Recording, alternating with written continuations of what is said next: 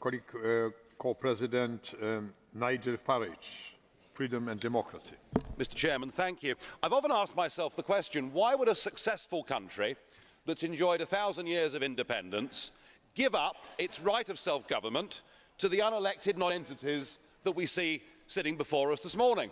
And the answer that comes back from the Foreign Office and the great of the good is that we must have influence in Europe. We must have a seat at top table and we can change things. And we've done our best to prove what good Europeans we are. We go on paying you £50 million a day. We've helped the Euro bailout fund, even though we didn't join the currency, thank goodness. We've given you 80% of the fish stocks that swim in our waters. Your fleets can come and take that from us. And we've applied every directive you've given us absolutely to the letter, all of it to gain influence. In fact, Nick Clegg is so deluded, he still thinks we can take the lead in Europe.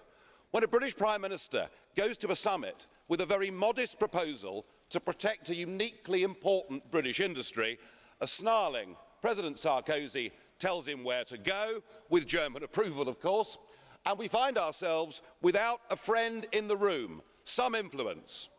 Well, you've decided to head off on the Titanic towards economic and democratic disaster, and we're now in a lifeboat outside the Titanic, but we're threatened by a bow wave that is going to come and engulf us if we're not careful, and it's retribution, and we've heard the language of retribution this morning.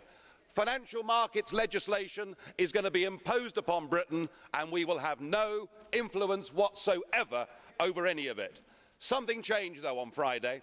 Mr. Cameron may not know it, but we are now on course. Britain is going to make the great escape. We're going to get out of this union. We'll be the first European country to get our freedom back. I suspect many others will follow. And then what we'll have is our democracy back, our liberty back, and we'll have influence in the world as you lot head for disaster. It is going to happen. Thank you. Mr.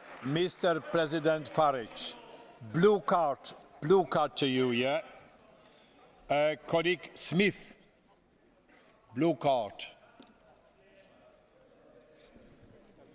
Dziękuję bardzo, Panie Przewodniczący. I'm grateful to the member for taking an intervention.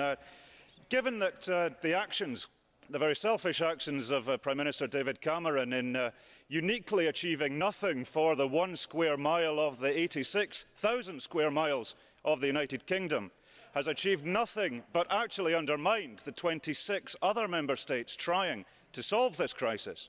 Would you agree with me that Prime Minister Cameron may well have made a couple of people in his party happy, may well have made a couple of people in your party happy, but given that he did not speak on behalf of the Labour Party, the Greens, the Liberals, well, not all of the Liberals anyway, he certainly did not speak on behalf of the people of Scotland, with one representative at the Westminster Parliament from my country. He certainly did not speak on behalf of the aspirations of the Scottish Parliament. Would he agree with me that if you do achieve your aim, which he has facilitated, that the United Kingdom does leave this place, that the people of Scotland would do considerably better representing ourselves, free from London rule, as part of this family of nations, as a constructive partner? Could you ask you, yeah? I have to say that's a very difficult question to answer because there were half a dozen of them thrown in there.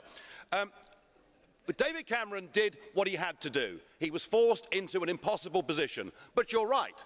He's gained no concessions whatsoever, and he's actually left the United Kingdom now even more vulnerable than it was before. We're in a permanent voting minority. We simply haven't got a friend in the room, and we've heard this morning they want to have our rebate, they want financial markets legislation, but what he has done, he's opened up a debate in Britain. The European debate has now started in earnest. Cameron does not know what he's unleashed. I think the momentum for us to have a referendum to divorce ourselves from these failing structures and to replace it with a genuine free trade agreement now has an unstoppable momentum, and that is good for the UK, and it's good for Scotland, and it'll be good for your financial sector based in Edinburgh, which provides many, many jobs for Scottish people. Thank you very much. The next speaker, Madame Nicole Sinclair.